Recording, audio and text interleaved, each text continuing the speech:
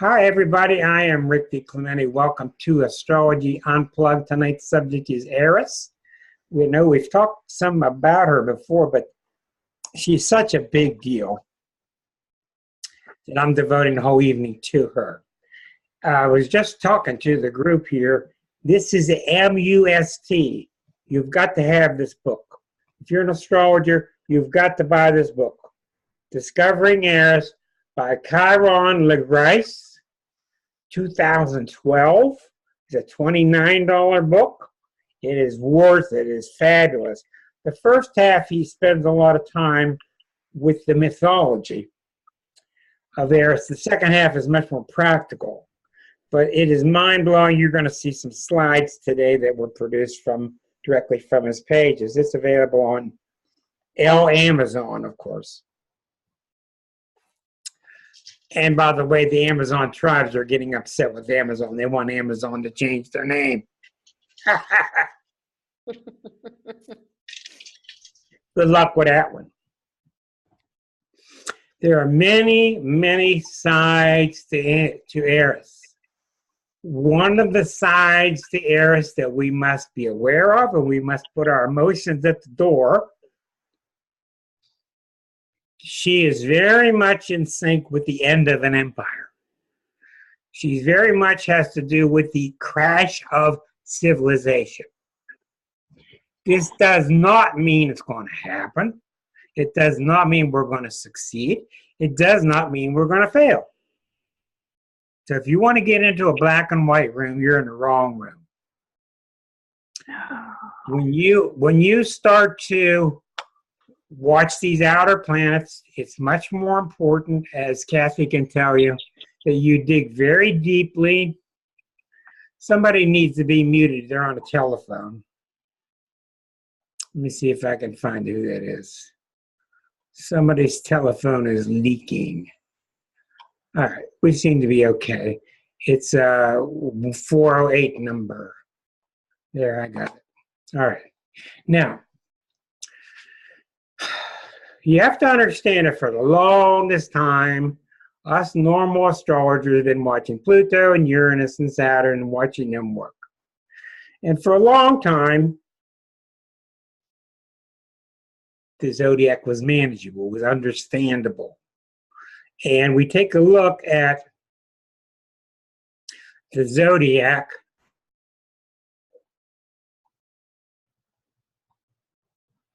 And we take a look at the current transits.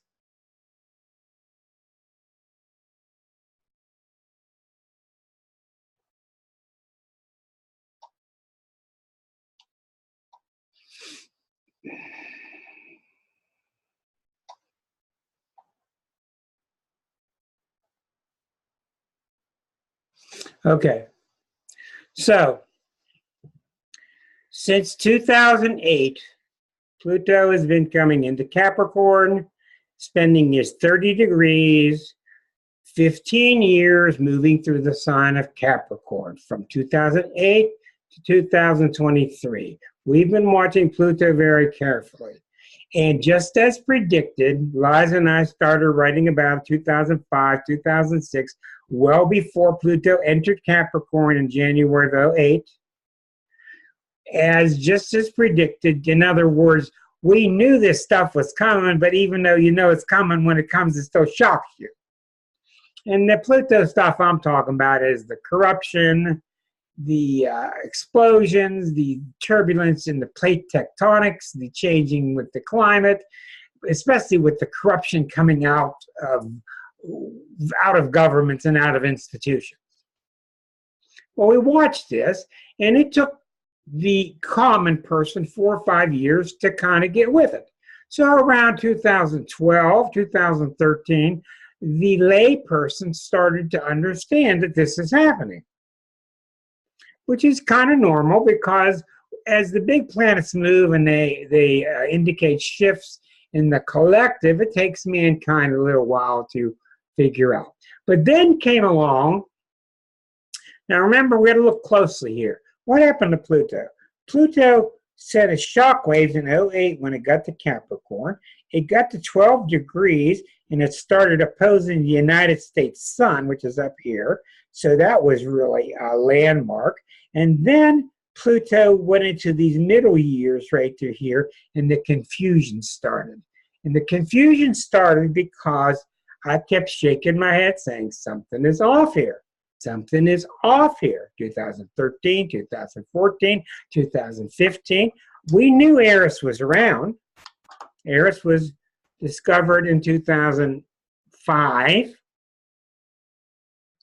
We knew she was around, but you got to be very hesitant to start applying principles to certain planets, because as of now, we've got about 4 more planets. We got one right now that they're still voting on what they're going to name it. We got Make out there. Hamaua is out there. We got 4 or 5 more to come. And there's no way of telling what they're going to be like. So, what happened is as Pluto was moving through its 2/3 mark, right now Pluto is 2/3 of the way through the sign of Capricorn. But as she was making her, as he, Pluto's a male, as Pluto was making his waves, Eris came on the scene. I mean, how unbelievably bad timing for Eris to come on the scene, right when Pluto's peeking out squaring Uranus. But how unbelievably perfect timing it was also. The planets are so much wiser than us. So I'll go back in time to 2005, 2006. Oh, that happens to be the time that Pluto was demoted. Eris comes on the scene as Pluto is demoted by the astronomers. This is just an encapsulation of one page in this book. 2005, 2006. Listen to the things that happened when Eris was discovered. Now, let me make a point to you. A planet is discovered when a human eyeball sees it. Of course, Eris has been out there billions of years, but when a human eyeball sees it, astrologically, it's born. 18th century with Uranus, 19th century with Neptune, 20th century, Pluto, and Chiron. Around 2005, remember, Pluto still got 3 more years until it gets to Capricorn. 2005. Katrina. 200,000 people died in the tsunami in Pakistan, Afghanistan. 73,000 people perished and 3 million were made homeless. 2008, another 78,000 people were killed in Burma at the cyclone that hit. Another 56,000 people unaccounted for. 2.5 million people were left in dire need of food in China. Earthquakes, Haiti, Australia, on and on and on and on. Now, these big planets don't come up and say, on here, let's kick some butt. That's not how it works. When a planet is discovered, it is symbolic that the human psyche is now ready at some level to start functioning along with that energy. Now, if you'll notice, one came to us in the 17th century, one in the 18th, one in the 19th, 2 in the 20th, 80 some now, 80 new ones since 2000, since 2100. Since 2001, I'm sorry. This is an indication that the human mind has the capacity and is now ready to start absorbing and dancing with and entertaining and using more universal energies than it was heretofore to be ready for. What I'm talking about is pre and post Twilight Zone. That was a turning point in this society. Was Twilight Zone. Twilight Zone was 1960. Before that, we were all naive, dum. Unconscious was something up underneath somebody's bed up there. Woo-wee-you. And after that, people started to become more aware of the unconscious. It's my opinion that by 2005, when Pluto got demoted, that the reason he got demoted was because the unconscious was no longer a big deal to us as it once was. That's my take on it. Okay, so you get into 2009, 10, 11, 12, we're still watching Pluto, but Eris is doing all this crazy stuff. Now, and the book's very good about this, these two planets are very similar. They're both very dark underground forces. They both have very, very dark shadow sides. They both have very positive, powerful upsides. And Pluto pales in comparison to the butt kicking that Eris does. Pluto tries, at least, to be somewhat civil. Eris doesn't care. Eris is here, and out of reading that entire book, the one word that stood out to me when I read that entire book was the word counterbalance. That's what Eris does. She's a counterbalancing force. When Eris sees irreconcilable tension of opposites, inevitable conclusions, inevitable collusion, I'm going to say it right, inevitable collisions between irreconcilable tensions of opposites. Stuff that's, you've seen this in families before. You've seen something's going to blow someday, and it does. That's Eris. Now, Eris works on the personal level and very much on the outer level also. So that's what's happening. Eris has a lot to do with us not getting along well with nature. An awful lot to do with that. But Eris doesn't fool around. AOC is a mini voice of Eris. She is a Libran voice of fairness. And let's bring these things out now.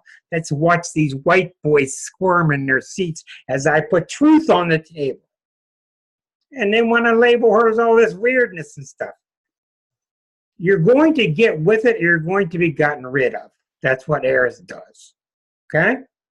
Let me take you to a series of slides that will give you an overview of what he says in his books, and I think it's a pretty darn healthy, good one. Okay. On the ecological level, Eris is coming to terms with and managing the destructive and the violent reaction of nature, the earth, against its violation by human civilization, striving to bring human civilization into a more harmonious relationship with natural order. Now, I don't know what you think, but sometimes I have to just give in to my intuition. My opinion, about 5-6 years ago, when we started hearing this humming in the earth, all over the planet, they were recording this humming. My opinion is the planet was meditating. The planet was humming to get rid of us. It was humming to get rid of a splinter, a foreign body that it wanted out. My opinion. You can think about it all you want. You come to your own conclusion. But the earth is not just fighting back because we don't have a chance against the earth. The earth is deciding whether we're worthy enough to stay here. Is how I see it. Coming together and working with Eris in harmony is the desired goal. Okay. In the second slide, I'm still getting Let's see here. Okay, socio-cultural and political. I'm still getting some. I need everybody to mute themselves. We're getting some kind of distortion. Learning to relate to the other. This is a really, really big deal about Eris. Eris being said to be the co-ruler or ruler of Libra. Eris is flipped out about fairness. It can't stand dear people in the Ivy League. It can't stand people getting ahead by paying their way or by cheating. All these events that are happening are so Arisian. She wants fairness. What did she do in mythology? She was not invited to one of the parties of the gods, so she rolled in a golden apple into the middle of the party, and on the apple it said, "Who is the finest of all?" And it started with all the great divas, and they all started fighting each other. So she's really anti-ego, and she causes discord, and she causes the party to blow up, because the party needs to blow up. That's why, but she will cause it, and she will do it. And it's no coincidence that Eris comes to us at the same time that Mr. Donald Trump did. It's no coincidence. We have to look at a broader level. We're a long way before we start to balance it, but the counterbalancing is the main force, yes. So, she has a lot to do with othering. We keep seeing this everywhere we look now. Everybody's doing this. It's really dangerous. I'm still getting a lot of feedback on somebody's microphone. It's the telephone with 412. I got it there. Okay. All right. So, what can I say to you? We're all starting to say it. That we're not going to get by blaming them and them blaming us. We've got to stop this stuff, realize we all really want the same thing, and start to work together and realize that if we successfully other something, it's not going to be a success. I don't need to lecture you on this. That's the big part of Eris now, is are you going to stop the othering or we're going to face the consequences? Okay, let me get back to that slide here. Dealing with the problem of excluding groups, she can't stand somebody being excluded. She was left out of the party. She more or less threw a bomb into the party to show them, and she shook up the gods, but it has a lot to do with being excluded, whether you're in a third world country in the middle of Africa, whether you're in Bangladesh, whether you are the poorest in Georgia in the United States and you can't vote, whatever it is, these forces are going to make their way to the surface now. And I don't know about you, and I'm sick to death of watching the news, but I tell you what, you can see it. You can see that these blabbermouths that are trying to just use the same old language to keep people down, it's not working anymore. It's not working anymore. They're not going to keep us down. AOC is a wonderful example, but there are many, many, many, many. Look at the kids in Florida at the high school. We're not going to be kept down. And big old fat cats are going to have to step aside. They're just going to have to step aside. Evolution is forcing its way through. These are just the first few principles of her. Now remember, she came on the scene in 2005. So broad, you got to really use your broad vision when you look at a new planet. You got to really go wide angle. Sometimes it takes 50 years. Just now, am I starting to understand Chiron, 1977. Just now, it's 50 years later. Okay. Finding a path to greater planetary unity and harmony integrating the reactions of repressed feminine, emotional, instinctual power against the old dominant patriarchal structures of modern civilization, reactions against the extroverted superficiality of modern culture. So what she's saying is, and I love it how she says it, and this shows why she's so similar to Pluto, she's saying, we're going to have balance. She's not saying I suggest it. She's telling you we're going to have it, okay, with the iron fist. And she means what she says when she's the planet of discord. And if we don't get the balance, she's going to throw things even further out of balance. And I think this is nothing new to you people.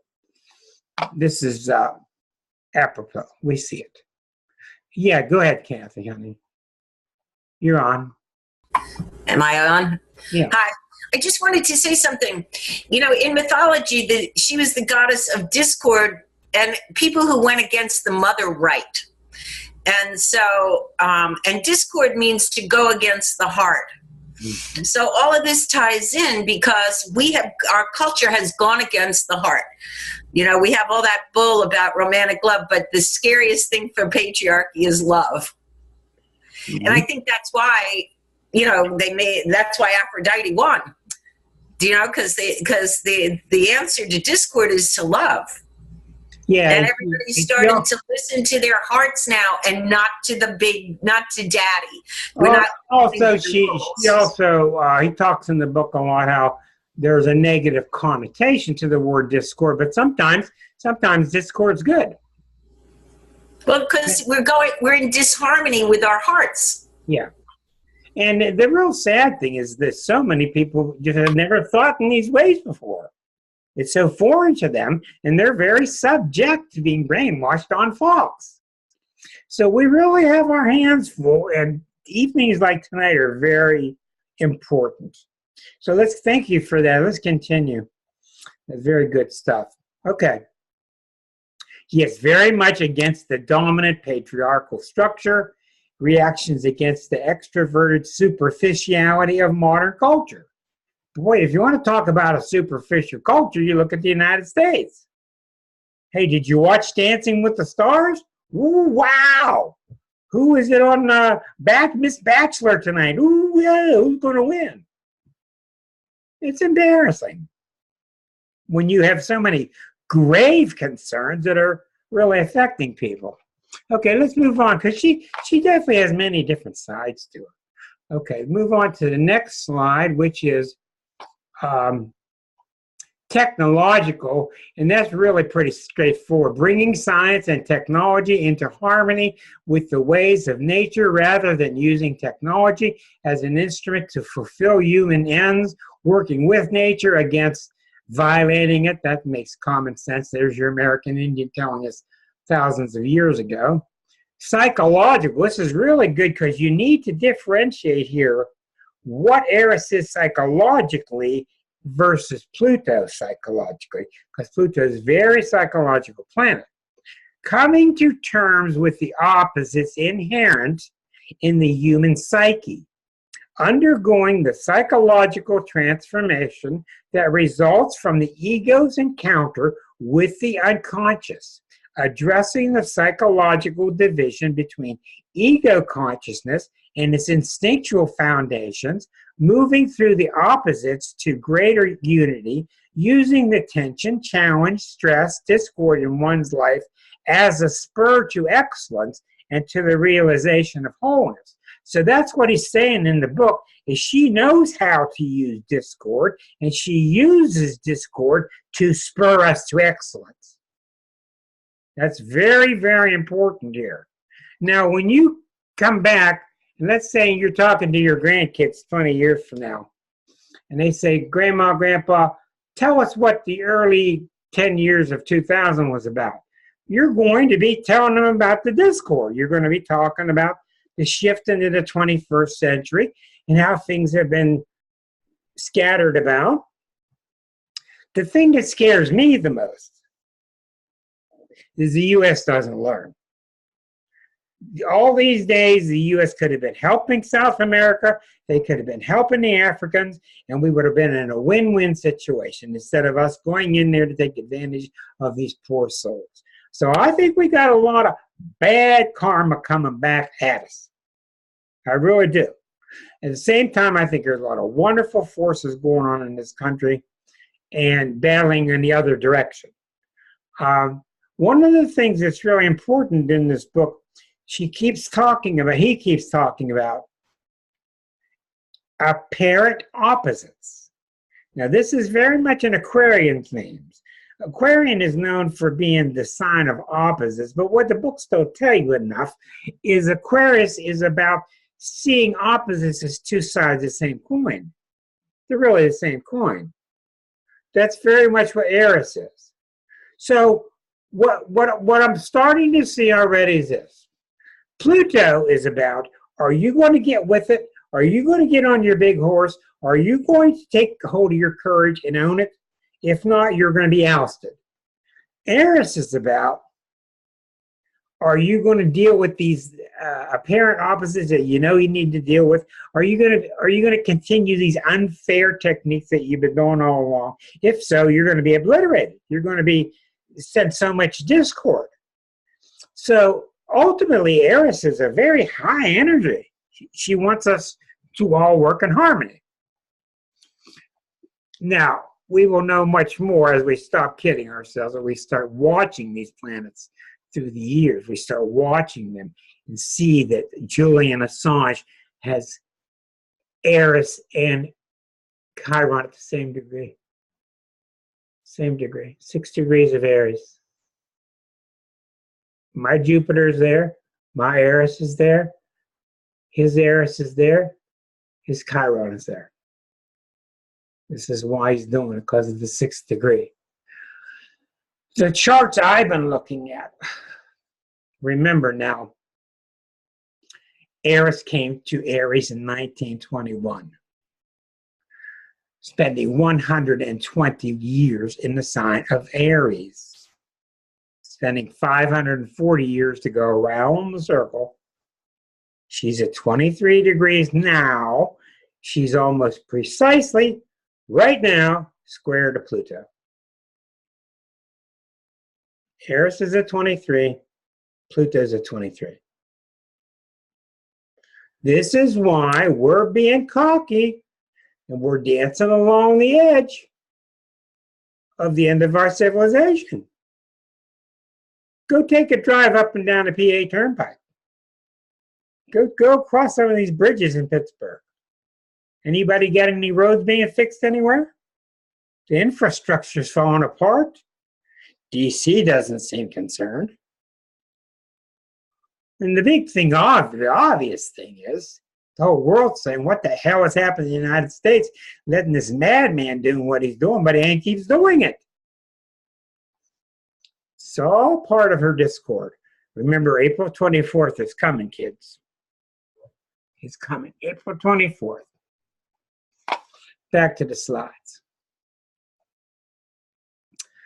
Okay, the next one, cosmologically, the exploration of the hidden universe of dark matter and dark energy, which was discovered in 2005. They've discovered that 70% of the universe is dark energy. 70% is dark energy. About 20% is dark matter, and only like 10% is made up of stuff that's measurable. It's almost all dark energy. They don't even know what it is, but they know it's there. 80% total of these energies are dark. The recognition of the complementary forces, again, complementary forces, holding the universe in dynamic equilibrium and the corollaries of the human psyche. So obviously, at the physical, cosmological level, we're discovering, we never were ready to discover before, the physicists are discovering counterbalancing forces. And if you'll recall, about 15 years ago, the physicists were lost. They had thrown their hands up in the air. They didn't know what was what. quantum mechanics just fooled them so greatly they didn't know where to go. They found out about, what's the word?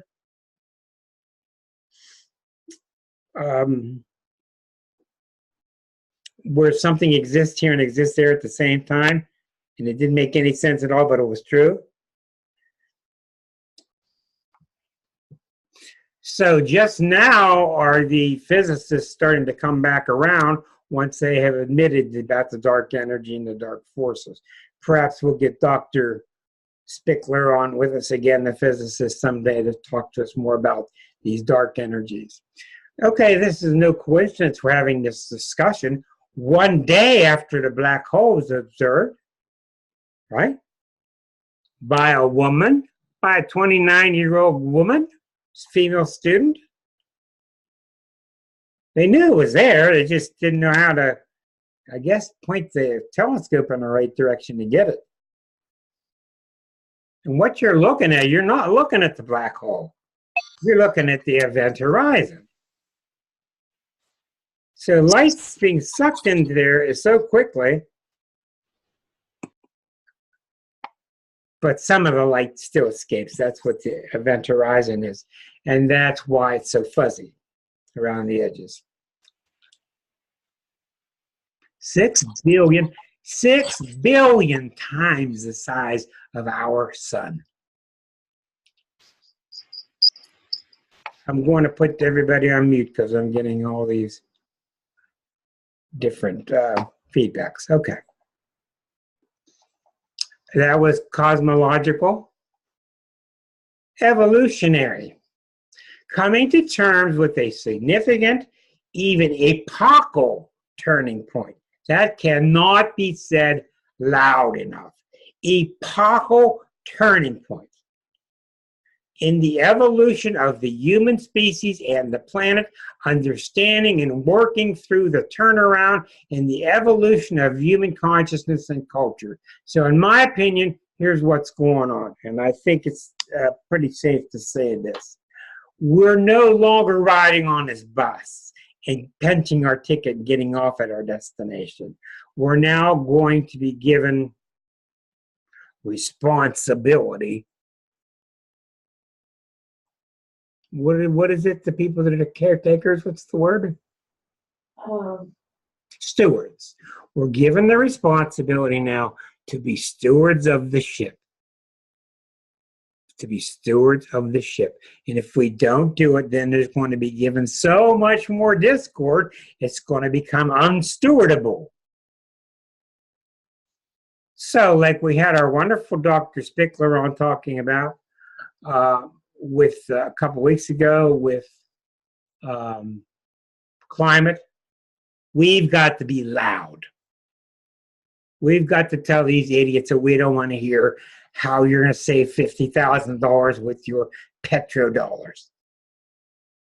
You know, we've got to have breathable air left behind for the next generation. This is what Eris demands. All right. Moving on. Okay. I think that was the last one. No, there's a couple more here. Okay. Spiritual. Growing beyond egocentricity with its often narrow sense of personal fairness and justice to embrace a divine or cosmic justice, cultivating the realization that all opposites reside in a deeper unity, embracing all of the above as the expression of spiritual unity, a divine ground, aligning personal will with the divine will. Now, I've been saying this a lot to the Libra personalities in the past 20 years. Libra is very much interested in cultural balance, and rightly so. And they're very much attuned to what do you have to do to be in sync with the culture.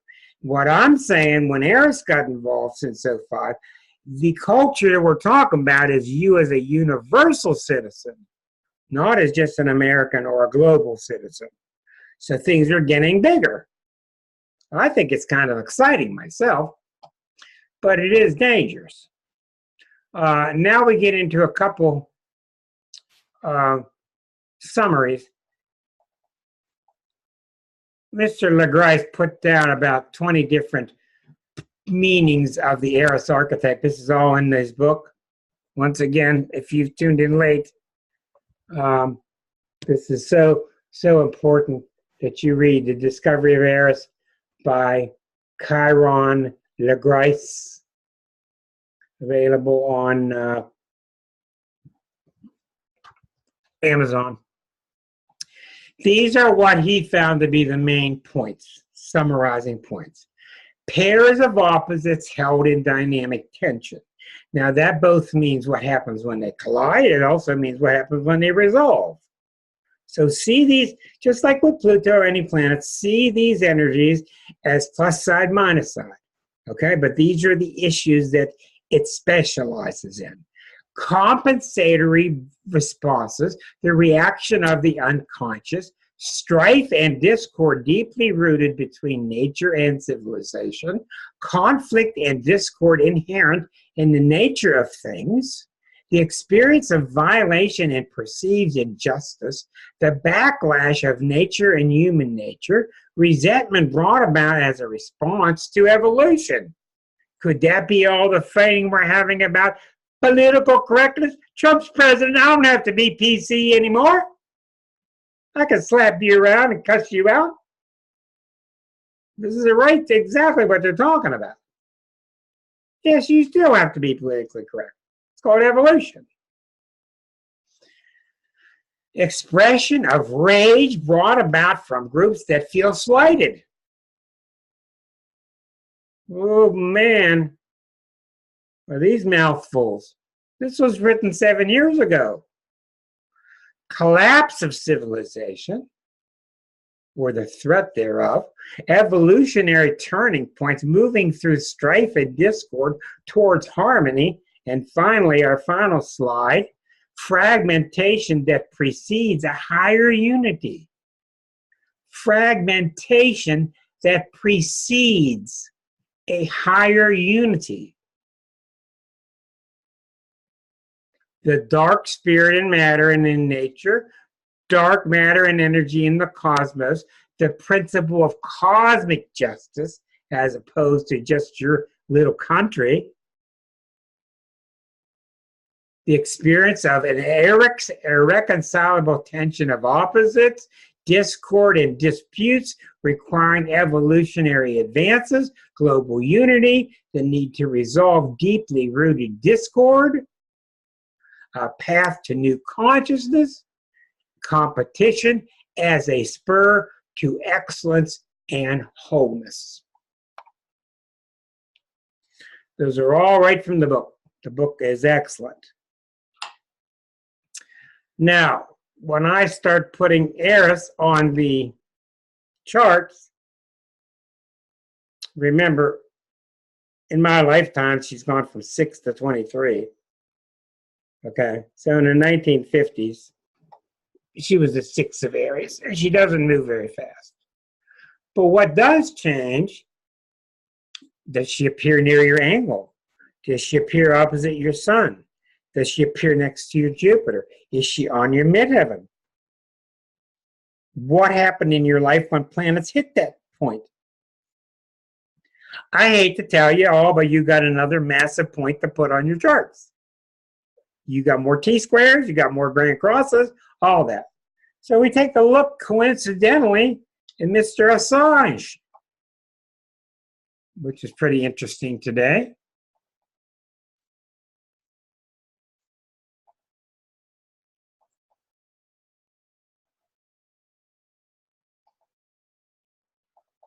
I'm going to change his type of wheel style here. Hold on. Unit 2 is what I use.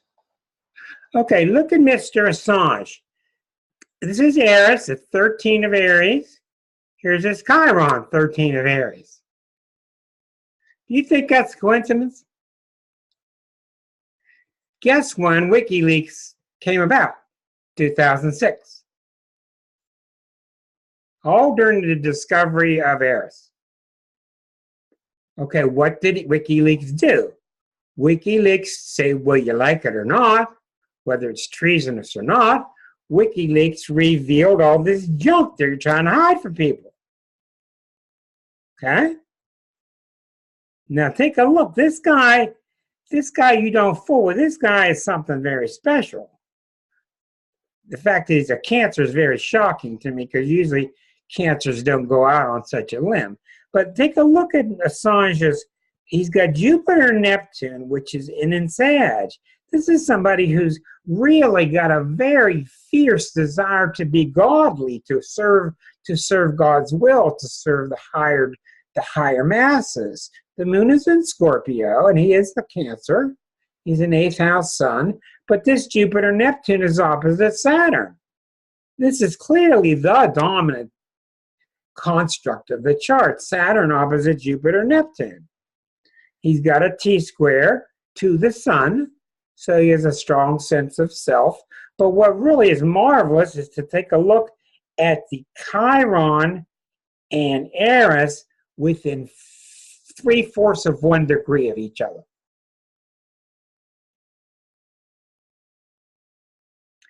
Around 2006, when Eris was discovered,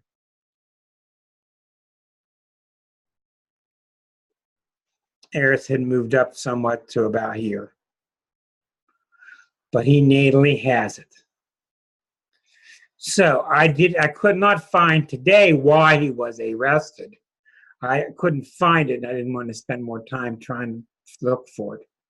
But I want to stop right now. It's 8:45, and I would like to leave the microphones churning. I would like to hear from you some of the key words that you heard today that maybe got your ears buzzing, some other events that you saw in your life. But see, what confused us, we were watching Pluto, 08, 09, 10, 11, 12, and Pluto was plenty, I mean, we're still got the Pluto return coming at 26 degrees. It's not done. In the middle of all that, up pops a weasel. Okay? Up pops this surprising, powerful Eris. So what else do you have to say about your suspicions about Eris, its nature, what you've seen in charts, etc.? Go ahead. Anybody would like to start? Come on, let's crawl out on a limb. There you go. Suzanne, go ahead. Yeah, real quick, as I'm in the restaurant, I don't want to disturb with all the noise. I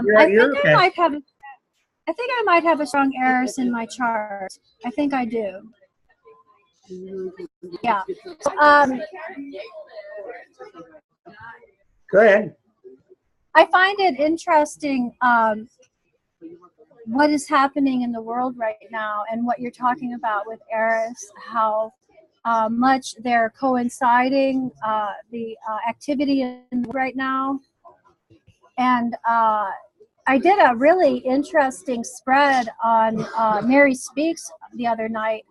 We did it for the collective for tarot cards. It was past, present, future. In the past, the collective got the 3 of Cups upside down. And then currently it got the 3 of Swords upside down. And then in the future, of course, it got Justice. And it reminded me of Eris. And so I'm not going to go into detail about the interpretation of that, but it sounded a lot like what was happening. And she went into how we've all been lied to. So we have to re-look at our karma. If we've been in all these past lifetimes lied to and we've been reacting within that lie, that's why I hear there's a reset happening, coming up in the collective, where we, of course, have to learn from our mistakes, but they were mistakes based on lies. And so that brings a whole new dynamic in, and I think Eris has something to do with settling that, being the superhero of justice, more or less. Well, notice how she's right across from your sun. What does that mean? Well, let's take this apart. Here's your sun at 6 degrees, almost 7 degrees of Libra, Here she is at 8 degrees. So you got, that's certainly very close. All right. Now, what does that mean? Well, I told you with any opposition, you put the body that's being opposed on the ascendant. Eris is coming to you from the 7th house. All oppositions have a 7th house connotation. The other. If I'm going to be Libra, Eris is saying, well, you're going to be Arisian with others. Well, I would like to be in Libra, and I would like to be a Libran with other people. Eris says, no, no, no, no, no. You could be a Libra, but you're going to be Arisian with other people. Just so happens, Eris is the ruler of Libra. A lot of the qualities mix in well with you to begin with. It just shows to me that you're going to forego a lot of your natural Libra tendencies and give in to a much higher, since your Pluto is so strong and since your Eris is so strong, you're giving into a much higher calling of the planetary charges. A typical Libra, if you look at many of them, they're not going to get real excited about what's happening with outer planets. You're going to. You got Eris right there in your face. You got Pluto there so strong. So what I am finding with Arisian people, because I've got Jupiter and Eris at the same degree in my 3rd house of speech. I think it's people who speak out. I think it's people who, yeah, go ahead, Linda. Linda's waving. Saying bomb throwers. Yeah, that's right. People who throw the bomb into the party and say, you're going to have to listen to this. You can't, Okay, now Linda the Libra here. Why did Eris throw the golden apple? It's a bomb, yes. Why did she throw the apple into the party? Because she's been excluded, and it shouldn't happen. Exactly, and she's fed up. It's not just. How about the, what's her name? Shelby, I forget the African American woman's name in Georgia. Stacey Abrams. Yeah. Stacey Abrams. Right. You think you're going to leave her out? Oh my goodness, she just is talking and talking and talking. Be left out. But the whole point is not her. The collective is picking this up now. Don't poo-poo this. Don't poo-poo the. I'm going to mute you for a second, Suzanne. Don't poo-poo what the collective is doing. I mean, we talk about, oh, I've been raped. Oh, my sister was raped. Look how we talk about it so cavalierly now compared to 30 years ago. You didn't talk about that. When collective changes happen, they need to be broadcast and spoken about and made very much aware. So this is a marvelous thing that we're seeing with Stacey and with so many others. Look at these white guys trying to play their stuff with the black congresswoman from Maxine Waters. Oh man, she's putting them in her place, and they're trying their white boy tricks, and it ain't going to work. Why isn't it working?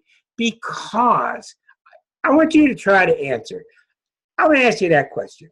Why is it no longer working? And I'll give you my 2 cents. Why? Are you asking me? Everybody. Why is it not easy now to just put her under the thumb? I'm a white man, you shut up. Why is that happening now? Well, because of Eris. Yeah, but why? Because white supremacy isn't going to fly anymore. Okay. I mean, that's the bottom line. That's part of it. Go ahead. You're getting warm. You're getting warm. Keep going. Because Eris requires inclusion. That's another truth. Yes, another truth. Yes. Because it requires justice. The answer is that we all have these parts in us. That's why. The white man has the feminine part and vice versa. We all have these parts. It's just that we're finally getting smart enough and humble enough to just quit. We're not hanging on to our positions anymore. You know, what does the old Course in Miracles say? Would you rather be right or happy? You know? What did Hawkins talk about? The number one thing in his books? Taking no position. Taking no positions. And when we just let go, the feminine comes out of us, the masculine comes out of us. We're becoming more androgynous. It's perfectly stated. And if you get up and make a fool of yourself, someone's going to make a videotape of you, put you on YouTube. Make an ass out of yourself. That's why it's wonderful. It's coming out of, you've even seen these guys, these rednecks in their pickup trucks, stop the truck to make a video to tell you how wonderful you are. It's happening worldwide now. When something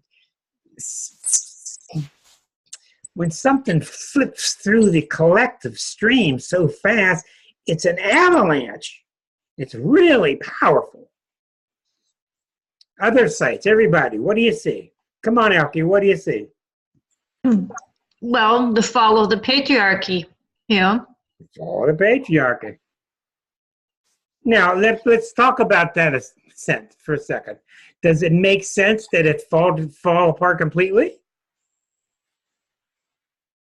No, it's just about balance. It's become unbalanced. That's the counterbalancing we're talking about. That's right. There's a lot of good things about the patriarchy. Yeah. Right. But let's get them counterbalanced. Mm-hmm. You're exactly right. I think that's very good insight. Deborah, what are you seeing? Let me get your unmute button there. You're unmuted. Okay. Well, I'm thinking about some of the other movements, the LGBTQ movement during this time. That's and right. while Obama was still in office, we passed marriage equality. That's right. And things like that, because those people have always been excluded. Mm-hmm. People in that group have been excluded, and now they were included in the full rights and privileges of being United States citizens. Being counted, yes. And Yeah. one of the things that I've been thinking about recently, maybe you'll agree, I hope you do, I'm really tired. I really don't want to hear your argument anymore about what's wrong with that group and what's wrong with that group. Go over the hillside somewhere down by the creek and talk to yourself. I don't want to hear you. I don't want to hear you. If you got a problem with a black person, you got a problem with a brown person, I don't want to hear you. Go away. I want to be around people that are sensible, that we can live together. And this is no hippie smoke dope, dream. This is just common sense. I want to watch the kids in the playground with the moms and dads, and they're having fun. They're not worried about getting shot. Quit fighting. Yeah, Linda, dear. Well, one of the things that, just when you said that, what struck me was that one of the things that happened this week was Kirstjen Nielsen gets pushed out at the Homeland Security. Now, that doesn't mean that the next guy's going to be better than her, because he won't be, because that's not where they're going with that. But what it says to me is that there's going to, at some point, it's going to end. There's going to be a moment where no one is ever cruel enough, and the cycle is going to drop these people down into the dustbin of history, and eventually the ship will start to right itself again. At least that's what I hope. And because the other thing about the exclusion is this whole notion that the country is full and we can't allow any immigrants in, and we're going to put people back in cages. I mean, for the 20% of the people who believe that nonsense, well, I don't want to hear them either. Let them go down by the creek. All they got to do is go drive across the prairie, and there's tons of land to sit. Well, there's land right up 20 miles north of here. You could put up. There's land everywhere. We wouldn't even miss it. But I also think that we're starting to see, and that somebody said this on the news this morning when I was getting ready for work, about how that no matter who this sort of, I'm not even going to talk about the president. I'm going to talk about that whole thing as this entity that's running the country. No matter who they bring in, eventually it collapses. Like Trump's sister has to resign, and there's going to be this. And right now that Bill Barr guy is driving us crazy, but he's going too. It's just a matter of when that happens, because I think they're getting picked off one by one. Another slippery Gemini, and it's because they're not based in truth. Right. I mean, eventually, they're not based in truth.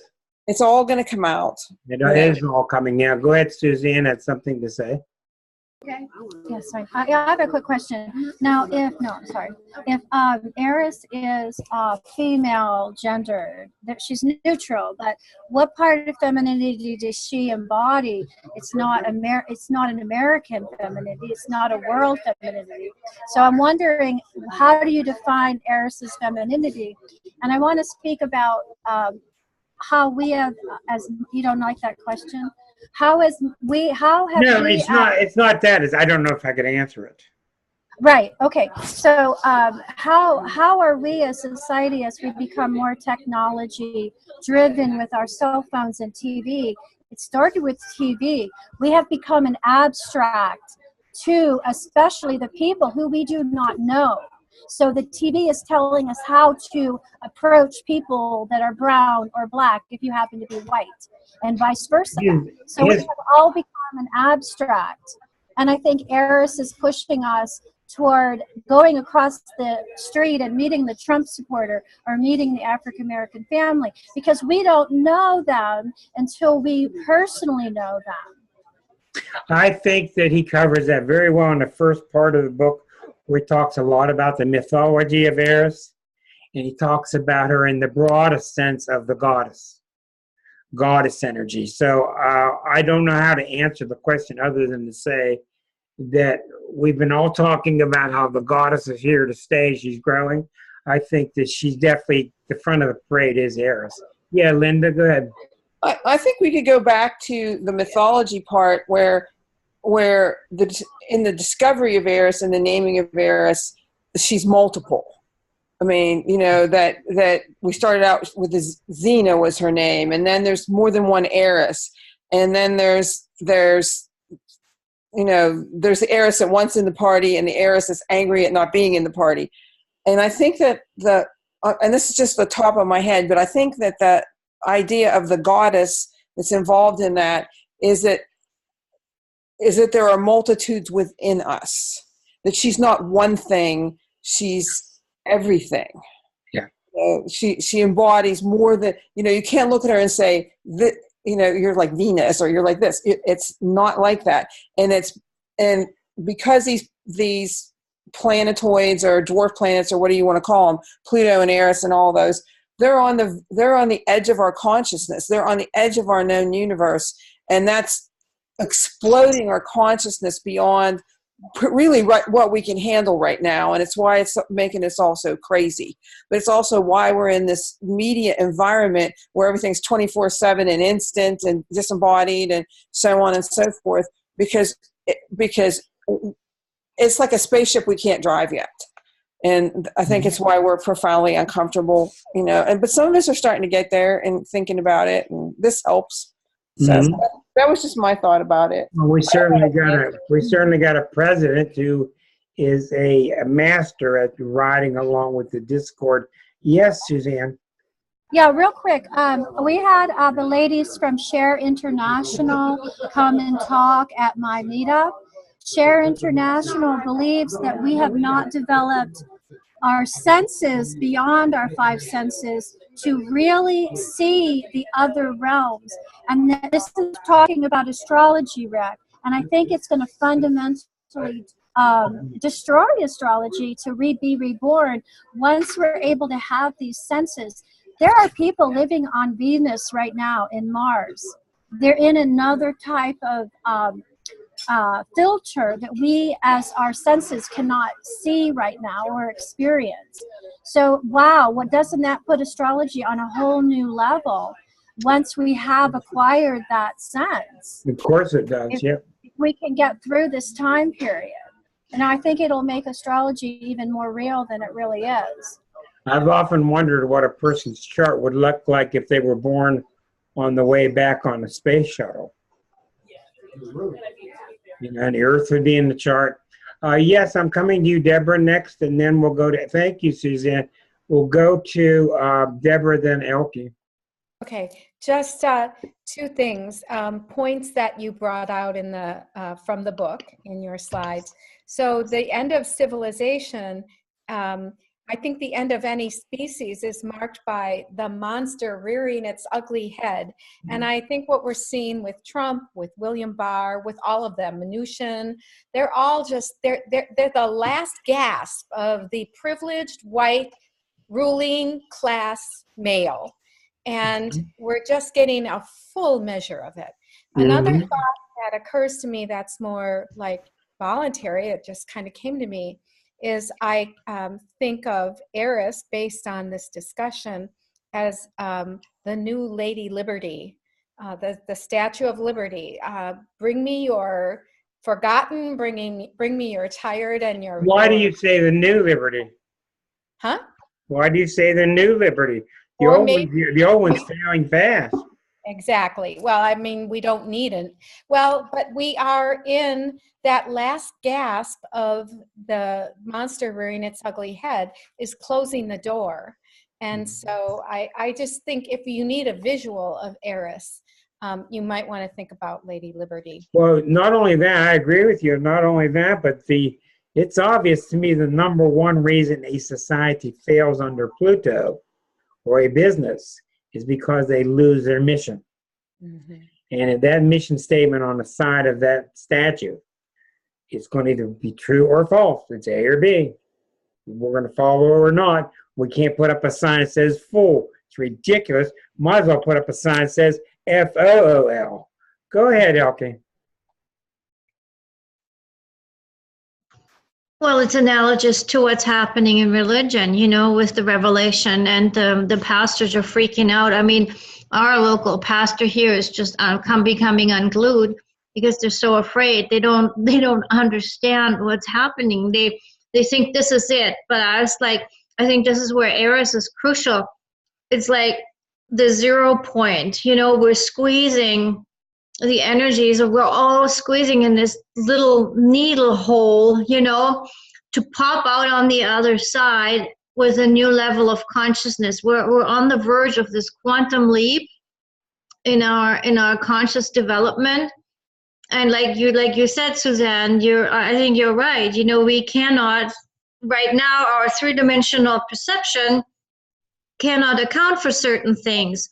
But once we've gone through that, the event horizon really, and I think this discovery of the black hole, it's changed. It did something inside of me. It changed me. I really felt it. I felt a shift, you know, into trust and goodness as far as I'm concerned. But I guess it depends on what you focus on. That's what you get, because that's what we were taught a long time ago, you know. And so, yeah, and I think what I wanted to say too, right now the charts are geocentric, but I think the shift will come with astrology once there's a heliocentric or whatever else we discover what actually is the center of our universe, you know. So I think that's where the shift will come from. Very good. Well, Michael Erlewine shifted totally. Spent his whole life as a Westerner, and he shifted totally to heliocentric. Totally. And he's got a very nice free booklet on the front page of his website that explains the difference between the two. I would like to do this for the following. I think it'd be good. I'm going to say goodnight to our appreciated guests from YouTube, and just tell you to join us live any week. You can simply go 8 o'clock Eastern time to the web and type in Astrology Unplugged into Google. That'll get you there. We'll see you then. This will be placed on YouTube tomorrow on my Rick DiClemente channel on YouTube.